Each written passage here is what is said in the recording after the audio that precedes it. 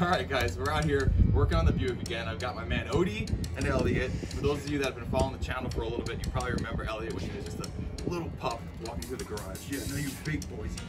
He's 85 pounds now. He's almost about 3/4 of Odie. Odie's at 115, but these two handsome mongrels are helping me out. So we're gonna evaluate the other stuff that we didn't look at yet on the tank. So we're gonna look, see what's wrong with the tank. Maybe is there a pressure issue? Then we're gonna test out the fuel pump. Make sure that it's working. If not, we got a replacement one in, so we've got an extra one on hand.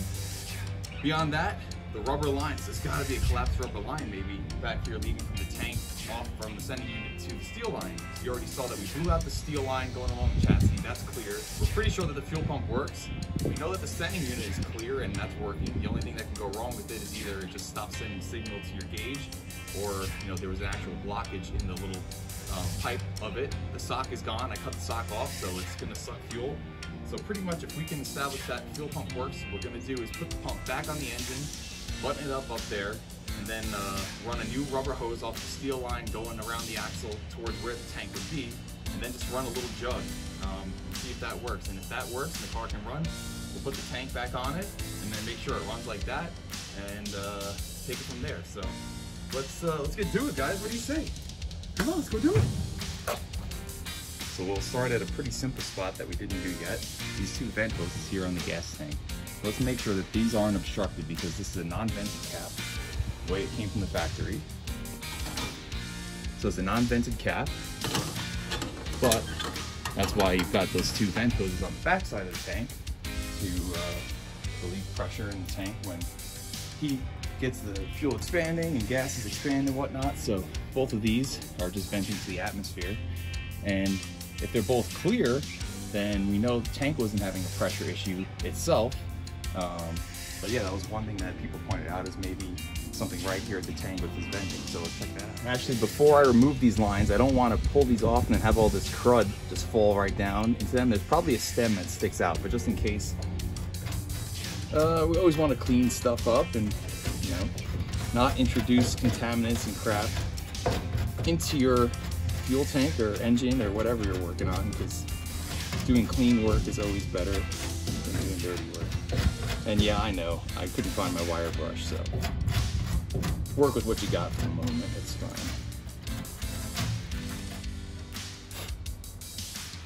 All right, now we're pretty clean, let's pop these off. Okay, here's number one. Okay, both hoses are off, and let's just go ahead and test and see if they're actually clear. So, yep. There was one little piece of crap that just smashed my finger on the way out, but yep, line is clear. Big guy.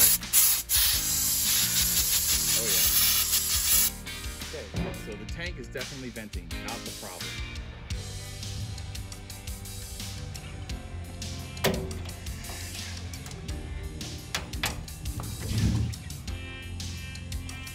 And here we'll blow some compressed air into the tank to make sure that it wasn't blocked actually right here at the tank too.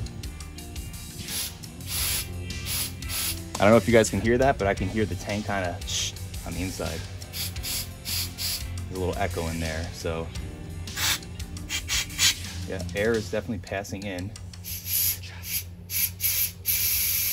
So the tank is venting for sure. All right, so we know that the tank is definitely venting. That's not the problem.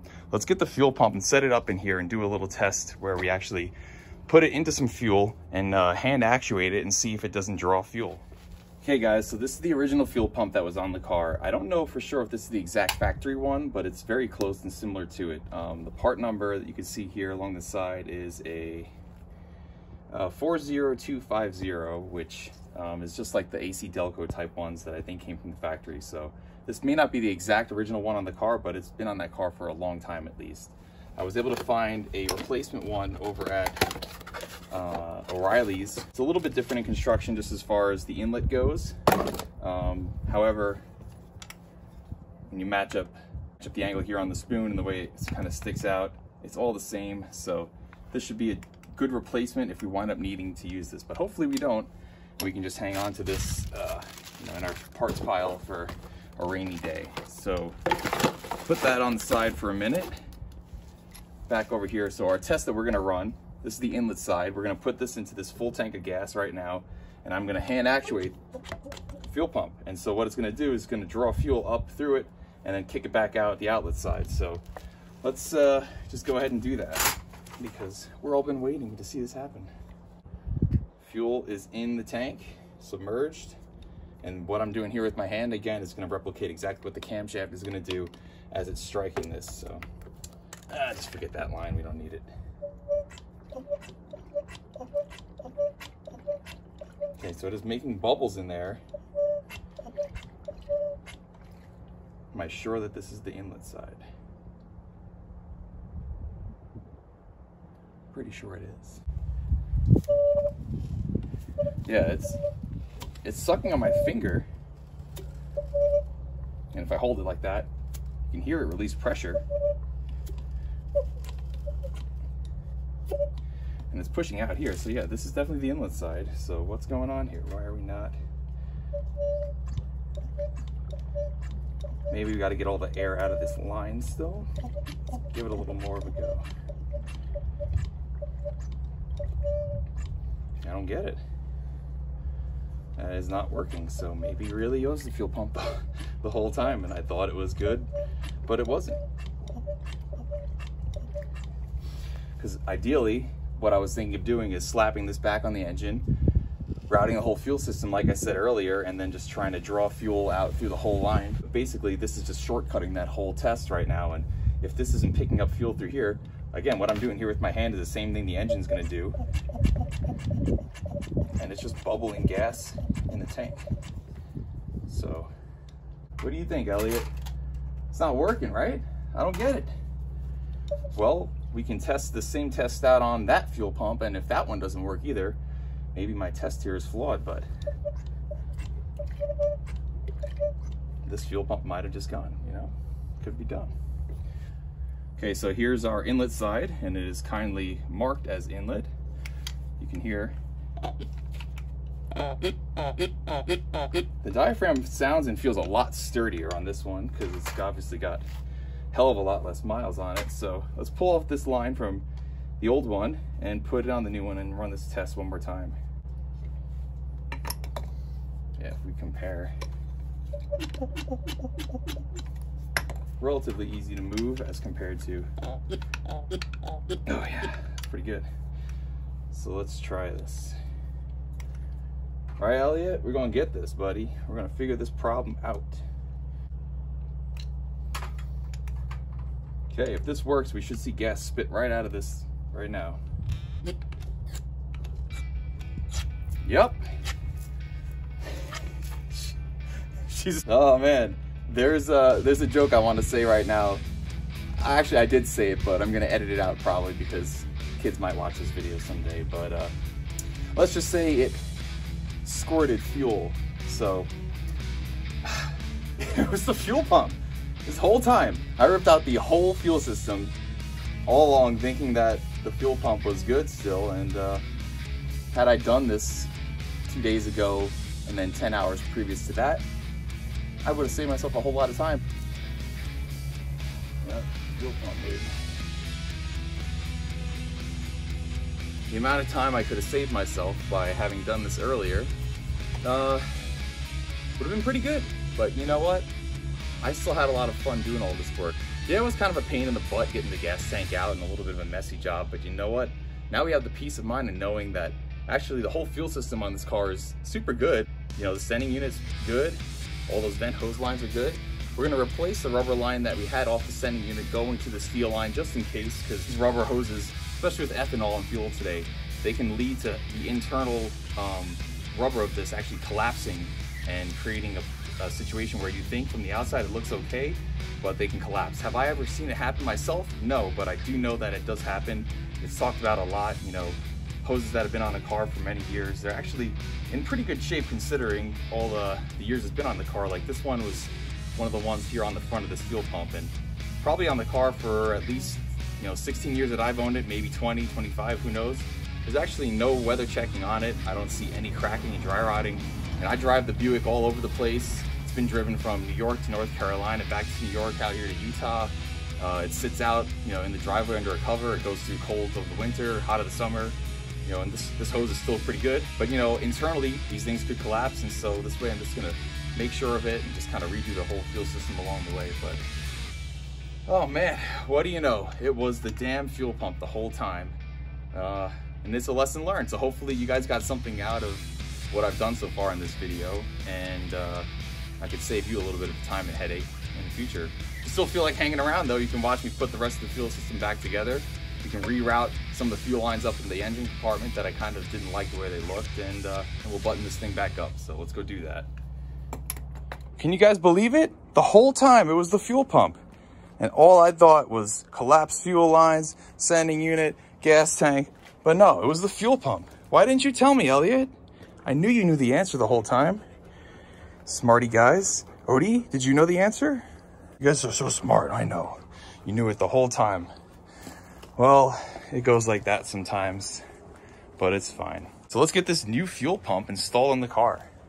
Now we know for sure what the problem is. And honestly, that's the best thing about this. I hate not knowing what the problem was. What I didn't want to do was just replace the sending unit, replace the fuel pump, replace all the lines, and just not test stuff and just figure hopefully one of those things fixes the problem. Yeah, ultimately it'd be great to just have the car back on the road, have the problem fixed, and that feels good, but I also like to know what the problem was. You know, there's a certain point in car hobby and the car passion that, you know, it's a little bit more beyond just fixing something. You want to know what the issue was. You want to actually figure out what it was and pinpoint it. So this way you could say, you know, I don't have to waste money. I didn't have to actually buy a new sending unit. I was prepared to do that. I found one on eBay, but you know what? I saved myself 85 bucks. That sending unit is still good. I'm going to put it back in the tank, rewire it where I had to cut it to get it out, and that's fine.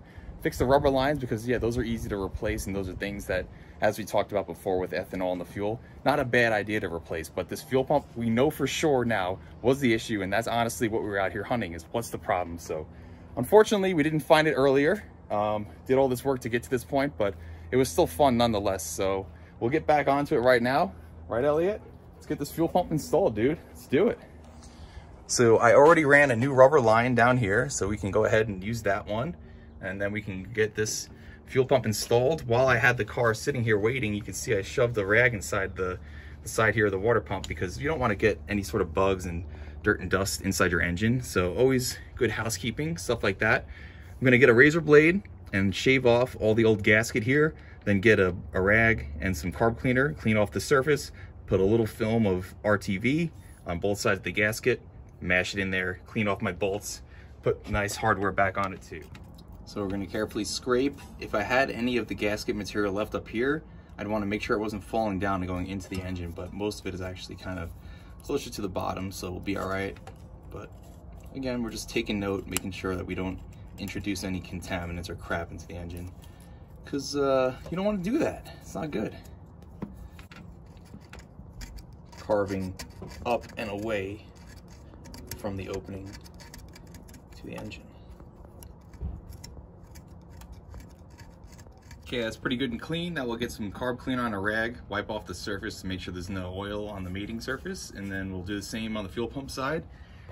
Shouldn't be, because it's brand new and very clean and nice, but we'll get this cleaned off nonetheless. Get a gasket on here and go.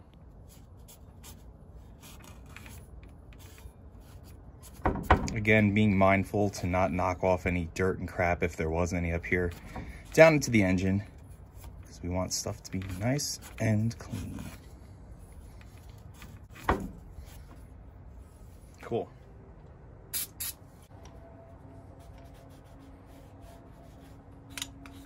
Okay, now we'll put a little Permatex Ultra Black. This is an added step. Some people don't do this. I like to do it. Really, really thin skim coat on there before the gasket goes on, just to give it a little extra good.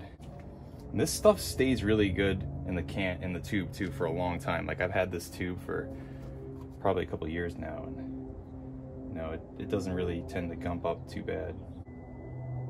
So again, just a real thin little skim coat on there. Just enough that you could pretty much smear it with your finger and see the black, but that's about it. You don't want to have a high build or nothing, just enough, because even the gasket might move around or come undone at some point. This gives a little added insurance. We'll slip that on there like this. So now this Permatex also kind of helps hold the gasket in place.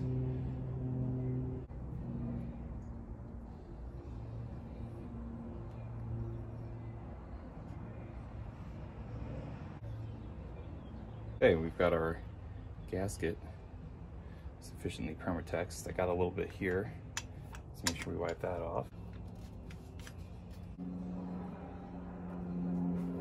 I just realized the fuel pump came with this stupid ass fitting, and of course these are things that you don't commonly keep on hand. Not the one that's in my hand, I mean, but we're gonna need to have a fitting that goes up from here to go into the carburetor. So let's go check the garage. Hopefully I've got one. If not, run in the parts store.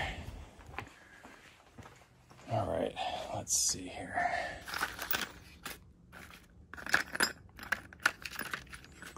This one could work, but also we don't want to downsize and actually restrict our fuel. So yeah, that's not going to be it. Let's see what we have here. Oh man. Could this be? Could this do it? This looks like it might fit. You might be in luck. Yeah, what do you know? It is threading. Super lucky.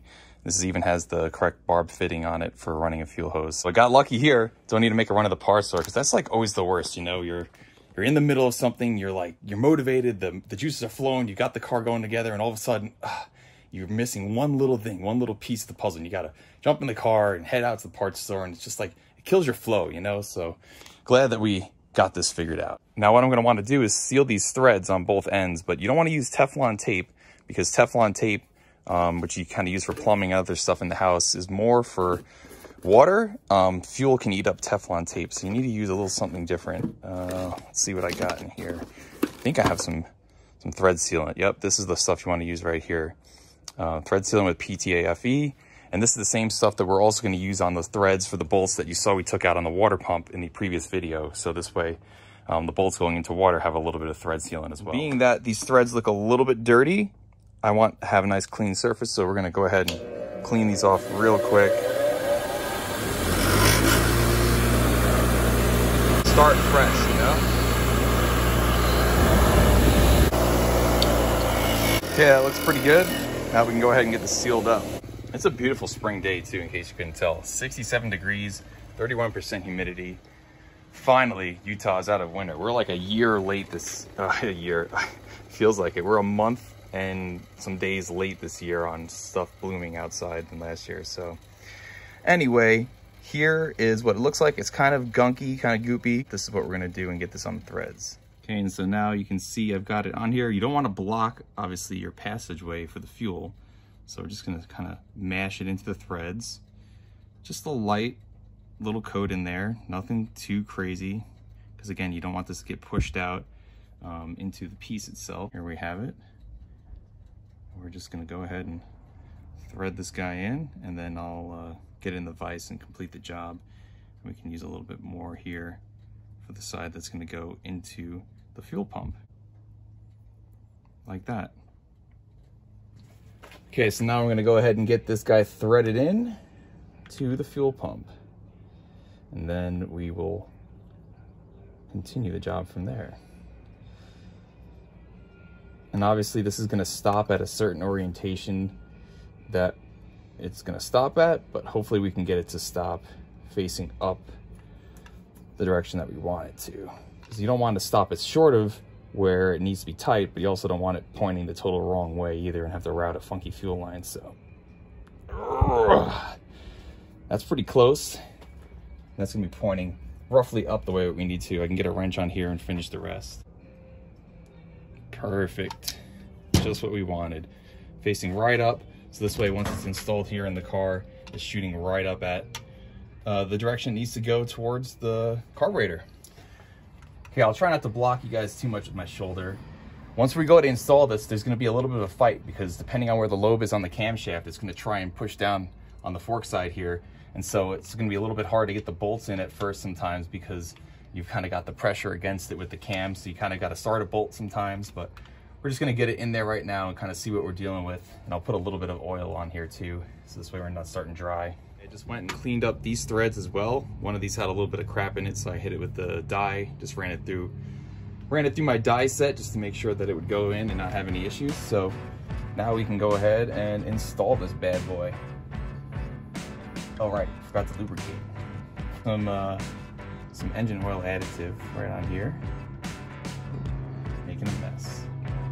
It's alright.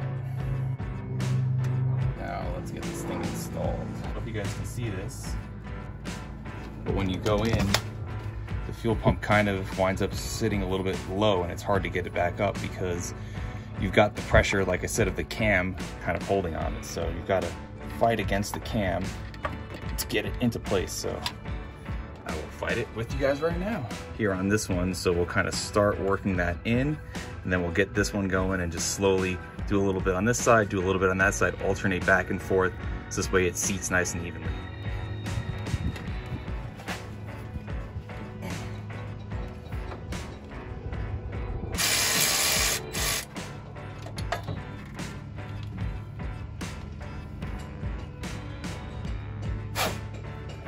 Cross threading. It's not good. You don't want to cross thread on the way in.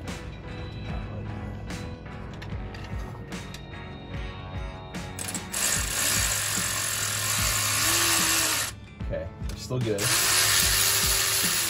Yeah, you gotta be really careful not to cross thread like I was just about starting to do there. Because the water pump housing is aluminum too, so it's a softer metal than the steel bolt that's about to attach this fuel pump here, so just gotta be real careful. All right, so actually holding the body, the housing of the fuel pump further away and creating distance from the fuel pump housing to the water pump housing is allowing the threads to get in there a lot easier. So we're gonna go like that.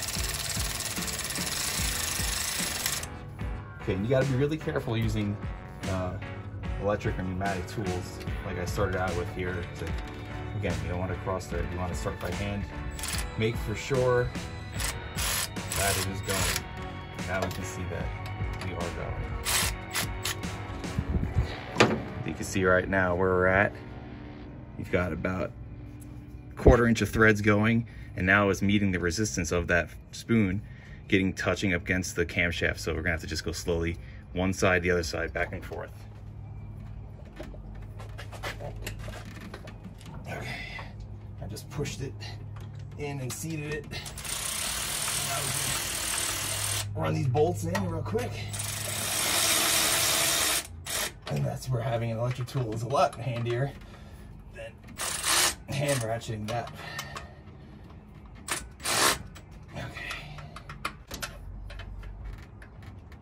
All right, now we've got our fuel pump installed and seated. Heck yeah.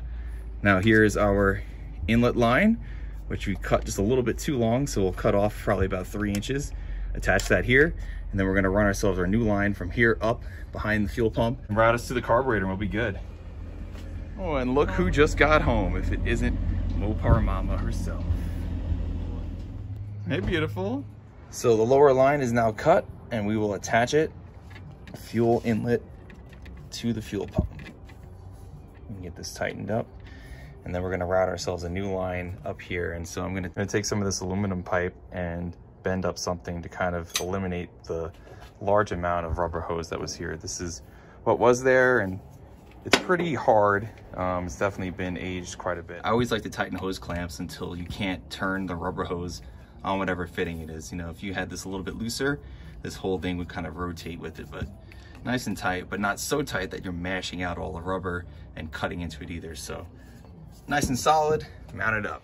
Okay, so I'm getting the fuel line routed up, and unfortunately I can't really go all the way with aluminum like I wanted to, because there's this cooling, this heater line that comes through here that just kind of routes and is right in the way of where the air cleaner comes down and holds this here. So I've got to get a little bit more rubber here. I had to also get the fuel filter right here. So we're gonna have this much of the aluminum, and I'm going through right now with my little cutter tool and cutting this aluminum. And for small gradual bends like this, I did it by hand, but if I had to make closer to a 90-degree turn, there's an actual line bending tool that you could use for either brake or fuel line, and we do that. So when you use this tool, just a little pizza cutter that bites down here with a cutting wheel, and then this cinches it down, and as you rotate it around, it kind of cuts into the aluminum, and then it gets a cut into it. Essentially, it feels looser. You got to tighten it because now more aluminum has been kind of cut away, and you just keep going and going, and then eventually it breaks through, and you've got your cut in the aluminum.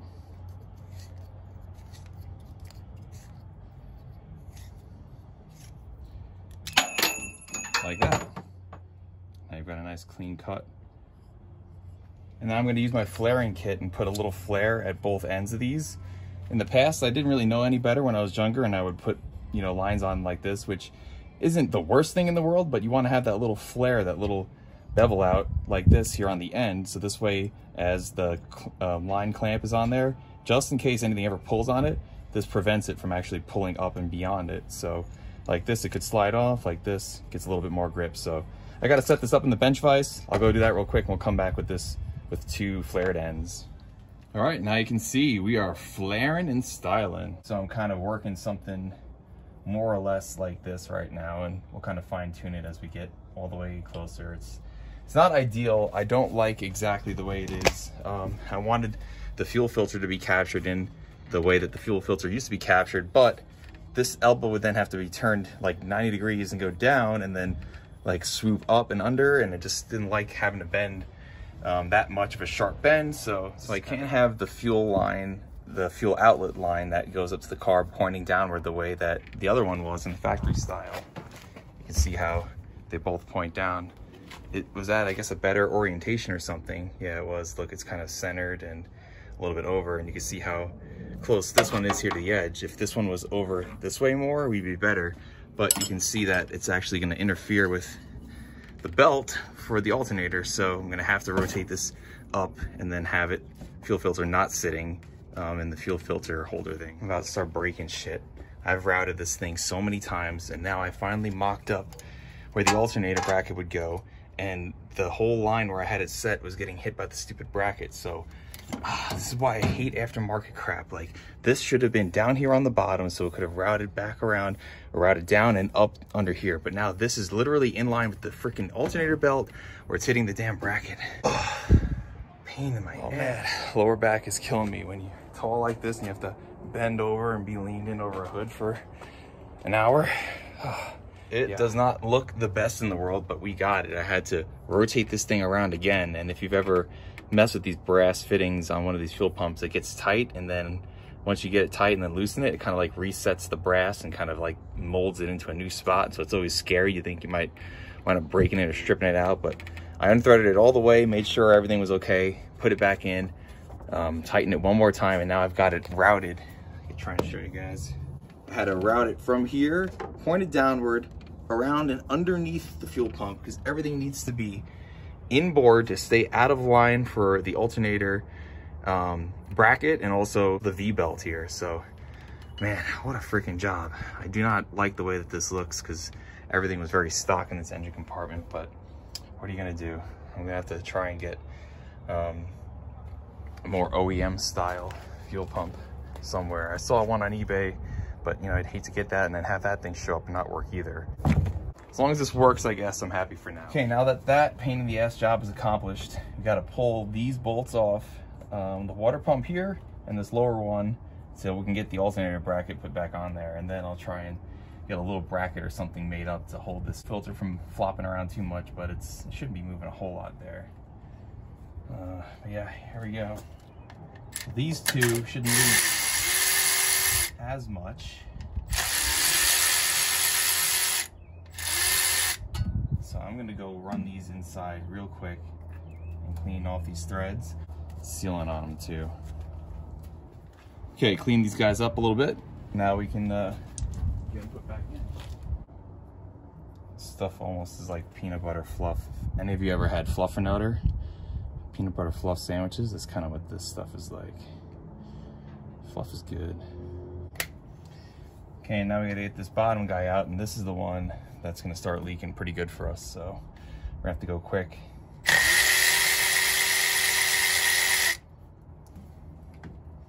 Quick as we can.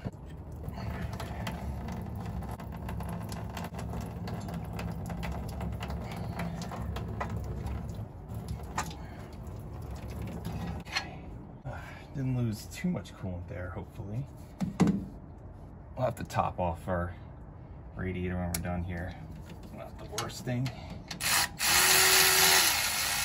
I tried to get some start sealant on those ones, but you guys saw it was coming out way too fast, just the way it was. It's all good. Get these two guys in here. Get them back together.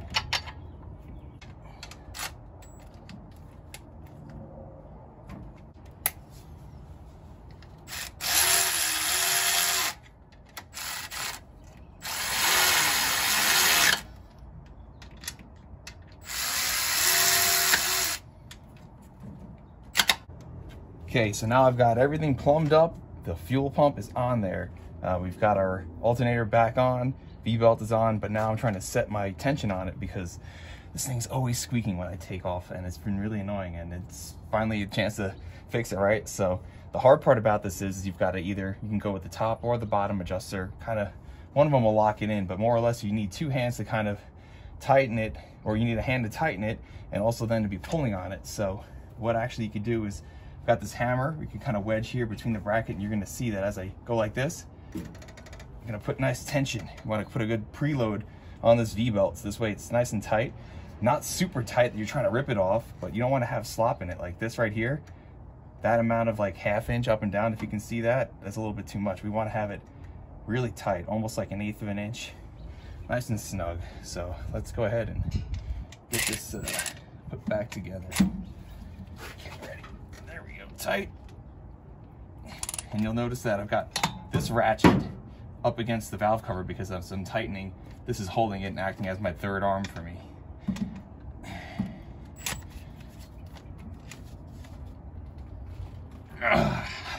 Okay, now, look at that, good tension, perfect. That's what you want.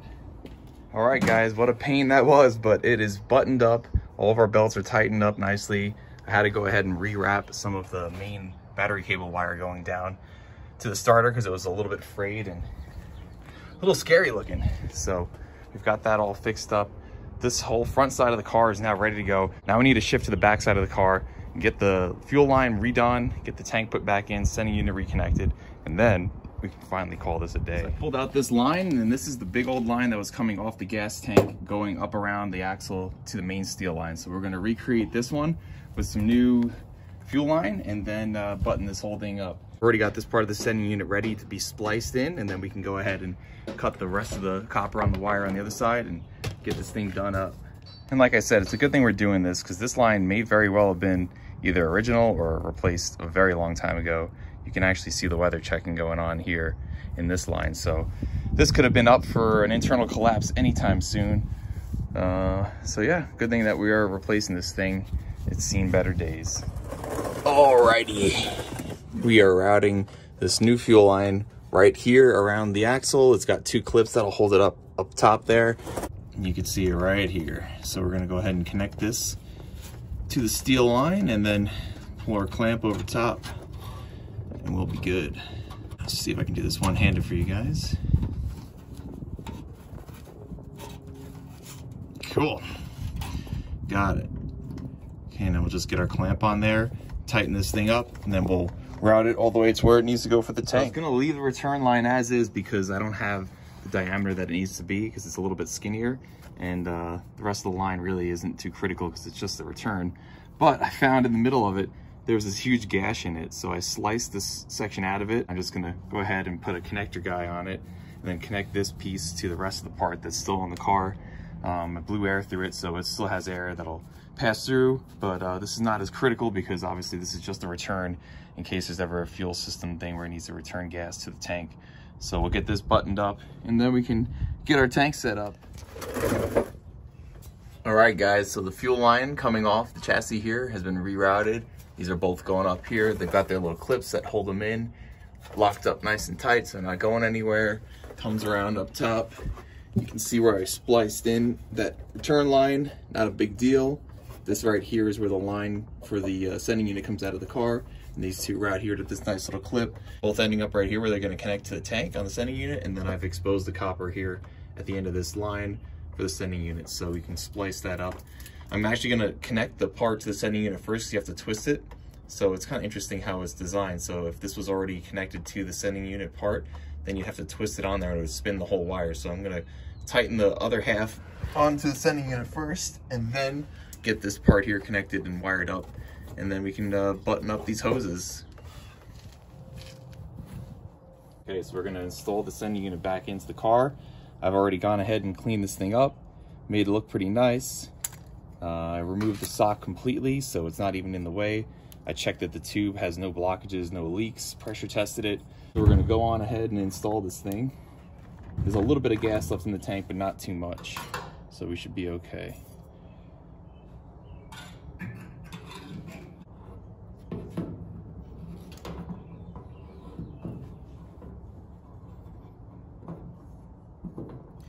This rubber gasket, this little notch, I think was up the top.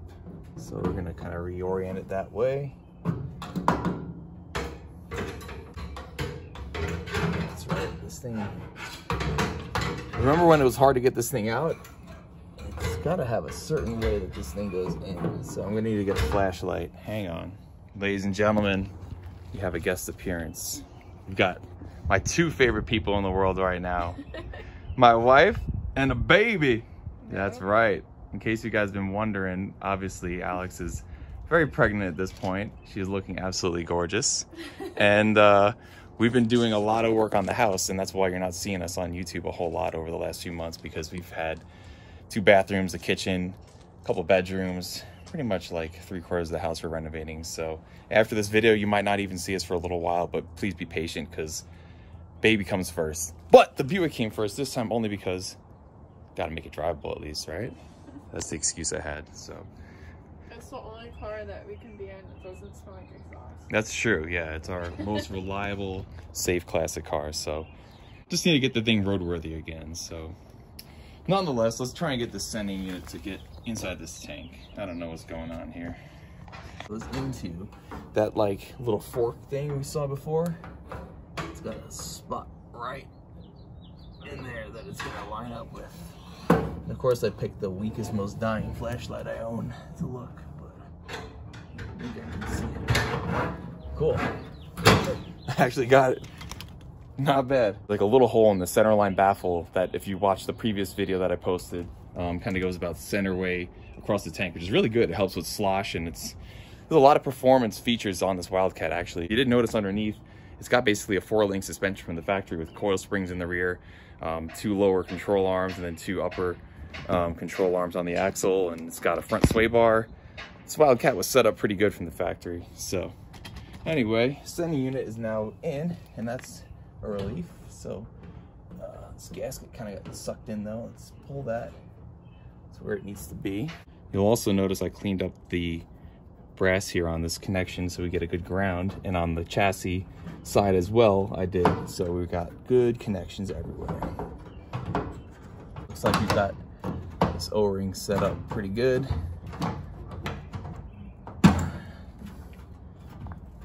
Like that.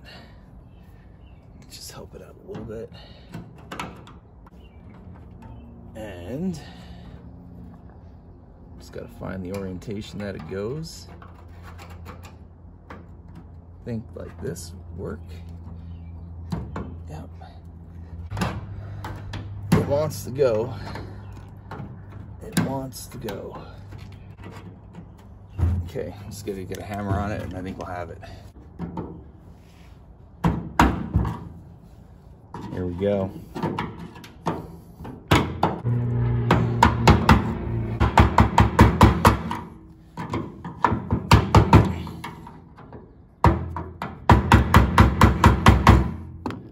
Sweet. Okay, that is nicely locked in there, set into place. It's not like I was saying. Imagine I had already wired this piece of the sending unit back to the other wire that's connected from underneath the car that we saw. Now this is hanging from the car. I go to twist this, and all of a sudden you go to tighten this thing and it starts binding up the wire that's connected to the car. It's kind of a really interesting design that they came up with. So by doing this way, it kind of works out that I had to cut it, because now this is already going to be tightened. And then all I'm gonna have to do is just use a little wire crimper and reconnect these wires up at the car. And this should send our signal once we ground this onto the chassis. Tank going into position. Tank off this rolly guy onto the jack. Let's do that best as I can here. I emptied it out, nearly empty the other night, but there's still a little bit of gas left in it.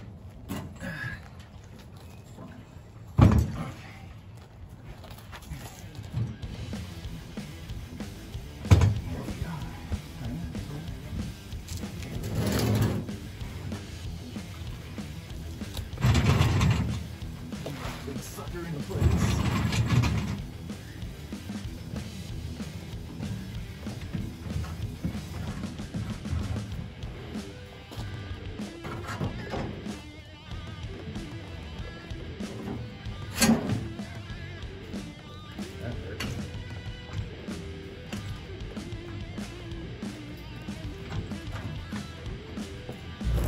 Gotta get the front of the tank up in here first. Okay, got that going. Leg jack. If you don't do it, you're missing out.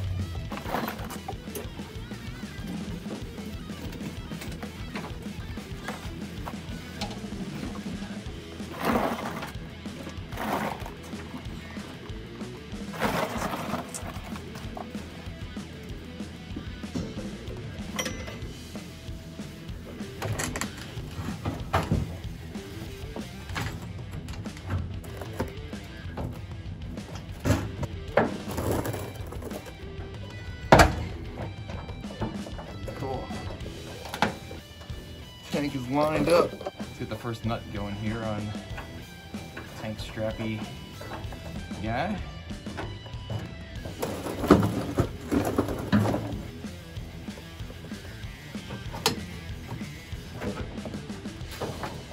Got that first one started. Getting this one going right now. Okay, you guys can see where I cleaned off this area to get a good ground for the sending unit. And then you can see our main line going out of the fuel tank and then the return line. So these are both gonna get plumbed up right now. Let's do it. Boom. And then the return.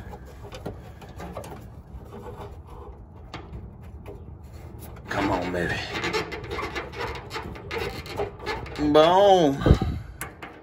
Okay. And then here is our little guy left over for the sending unit. We're gonna make these two unite right here like this, and then we should, fingers crossed, have our fuel gauge still working.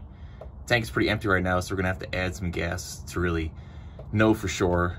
But worst case, if it doesn't work, either I'm gonna suck it up and just drive like I do my other cars and just figure it out, or maybe we'll pull it and get a new sending unit. Talk about tight quarters, but we are getting this. We are getting this. Cool. Looks like we've got ourselves a good connection. Yeah. Okay, I'll go ahead and wrap this with some electrical tape. We'll put a little fuel in the tank and we'll test out the gauge, and fingers crossed it still works. So I wound up routing the stupid wire for the damn sending unit around the brake line, and I didn't want to leave it wrapped underneath there because the axle is going to move up and down. I didn't want it to pull on it. So then I was trying to spin this stupid thing off, and it wound up not coming off all the way, and it split the damn wire. So you can see I've had to cut the plastic sheathing on it, and I've got just enough wire exposed to go ahead and reconnect this one more time, and I think this is gonna work. Fingers crossed. What do you know, guys? It worked. I hated having to do that, but it's on there, so this should still send signal to the fuel gauge. All right, and we got our ground secured, so that is it. We are plumbed, we are wired up. Let's hope after all that, hopefully this works. But first, a quick break for dinner. Oh man, we're fast! Oh man! Oh, we got a big ball. Look at this sunset, guys. Look how beautiful that is. Hell yeah, man. Tell them, boys. Today's been an ass kicker. Like, ass kicker. I'm filthy. It feels good though. It feels good to get out in the garage, out in the driveway, and work on some shit and freaking get your hands dirty, bust some knuckles. Right, guys? Right, guys? Oh, yeah. Yeah, that's right. Gotta get your hands dirty. Gotta work hard for what you want. That's right. Okay, I've got my number one out here, and she's gonna see if our fuel gauge is still working.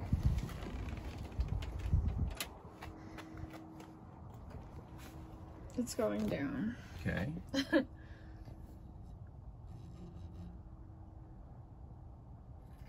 see if it holds a reading. It should be pretty low because there's not a lot of gas in the tank right now.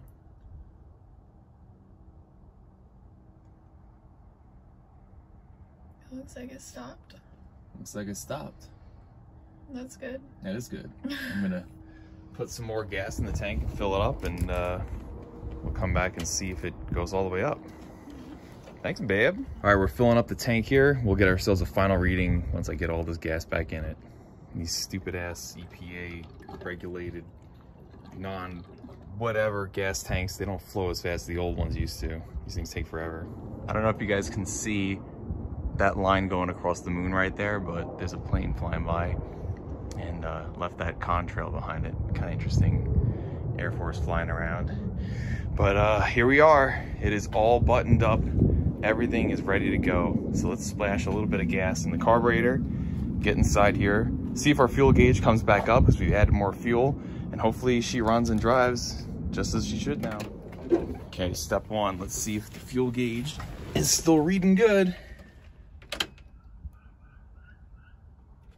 Just hit the key and it is coming up. Should be somewhere around half. Heck yeah, our fuel gauge still works. Oh man, what a pain in the butt. I thought for sure when I busted that part of the sending unit I would not get this thing back to working, but there it is. Fuel gauge still works. Okay, let's give her a crank up, see what she does. Fingers crossed. Okay, it's gonna take a second to get some fuel across that whole fuel line.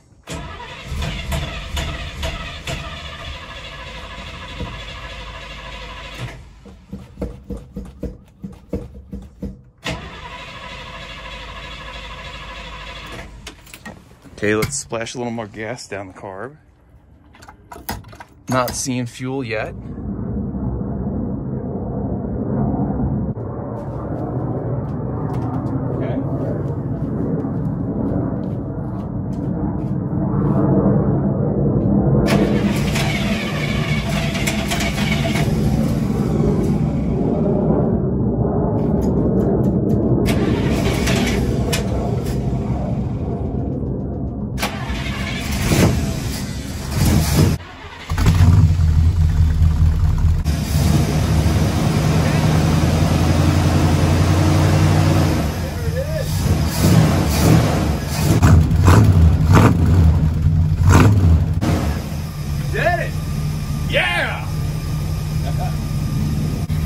We did it, guys. The Buick is back up and running. Heck yeah.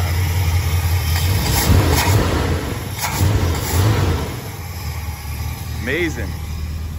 So much work that didn't need to be done, but honestly, glad that we did it.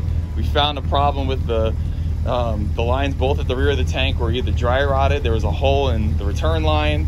Ultimately, we checked the sending unit. We know that's good now. Everything's been repaired, sealed up along the way.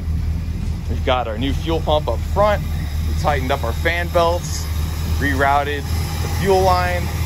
I feel good about this. I'm happy. I feel more confident to be driving this car around. And honestly, it's crazy that Alex and I drove this thing all the way from New York out here, and you know, it made it all these big road trips that we've taken and didn't have any of these issues. And it finally just happened on a random spring day here in 2023. But that's how it goes sometimes. Yeah, man, she sounds good. I think I've got one bulb out. I went and bought a new bulb, so I don't know, it looks pretty good. There it is, you guys. The old trusty Wildcat. What a Wildcat you are. Absolutely awesome. Tomorrow we'll go ahead and take this thing for a test drive and make sure that it's still responsive, still rides really good, and even drive a little better now after doing all this stuff. So we'll see when we take it out tomorrow, but what a night. Happy as can be right now. Super stoked. That was awesome. All right, time to clean up all this stuff and call it a night. Gotta finish drywalling the bedroom here. As I said to you guys earlier, a lot of work to get done still, finishing up the house. Just swapped in the new bulbs. Way brighter. Might be hard for you guys to see, but over there on the passenger side. Oh yeah, looking good. Heck yeah. And another really small test to make sure that the fuel system is remaining pressurized after it's sat here for a couple minutes. Watch this. Accelerator pumps are working. We have fuel pressure, boys and girls. Heck yeah. All right guys, next day, let's take this thing out for a test drive and make sure we're absolute positive that this thing is running good, but I already think it is.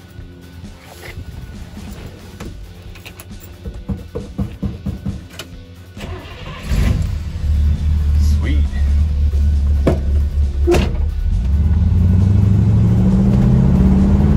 Nice and responsive.